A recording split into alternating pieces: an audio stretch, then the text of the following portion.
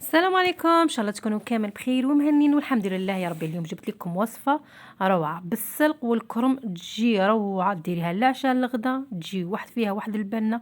اكيد تعجبكم. تابعوا معايا المقادير وطريقه التحضير. بسم الله ونصلوا على النبي عليه افضل الصلاه والسلام. اللهم صل وسلم على نبينا محمد. عندنا كميه تاع السلق، درت ربطه تاع سلق وحكمت الكرم راني مغلياته وراح طايب بمليح. حكمت غير الدخلاني هذاك تاع الكرم وراه طايب مليح، يعني يطيب الكرم مليح. نقطعه كارويات صغار هكا، نحكمه نقطعه كارويات صغار. هذه الوصفه كنت جربيها تجي روعه في البنه مع السلق مع الكرم. ولا داك ما يبغوش الكرم كيما هاك ما يحسوش كاع بيه، ولا السلق ثاني ما يحسوا فيه واحد البنه روعه. من بعد ما قطعت الكرم نحكم هذاك السلق. عندي ربطه، انت بغيتي تضاعفي الكميه ضاعفي، ديري 2 ربطات، زيدي ثاني الكرم. انا على حسب الافراد العائله تاعي، انا عطيتكم الفكره وانتم لكم الاختيار. نحكم السلق، ندير لها الملح ونزيدها 3 مغارف زيت ونديرها فوق النار يدبال حتى يدبال. نزيد الكرم، عندي 3 مغارف زيت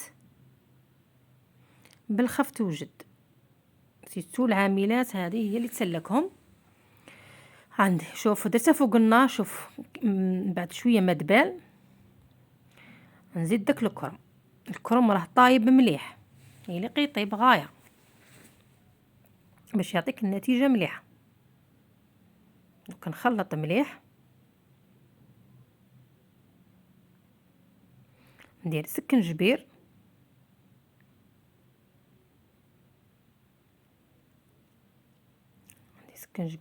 نزيد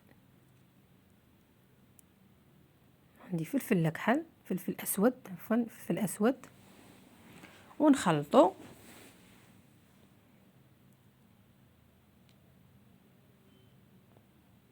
انا هذه الفكره تاعي عجبتني، بغيت نسيها معكم، انا نشاركها معكم.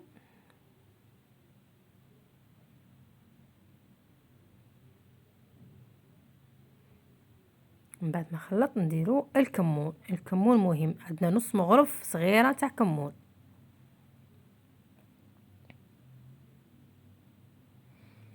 شوفوا هنا من بعد ما طاب كلش، بعد طاب السلق والكرم طابوا مليح.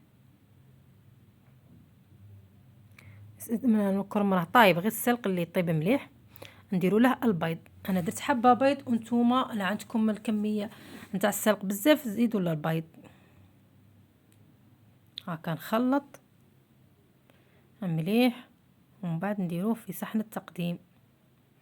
يجي فيه واحد البنه روعه روعه روعه. نتمنى تجربوه وتردوا عليا الخبر كي جاكم. تدعوا لي بالخير كي ديروا هذه الوصفه تجيكم روعه.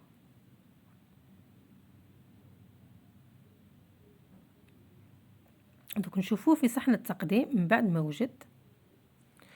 شوفوا هنا من بعد ما طاب، شوفوا زينت، درت له فورماج رابي من الفوق. والله لا يجي روعه روعه روعه. وزدت معاه حريره وعشاء خفيف. ونتمنى تجربوه، والى اللقاء الى وصفه اخرى ان شاء الله. ما تنسوش الجيم وتعليق الشباب والاشتراك. ربي يحفظكم وربي يستركم، والى فيديو اخر ان شاء الله.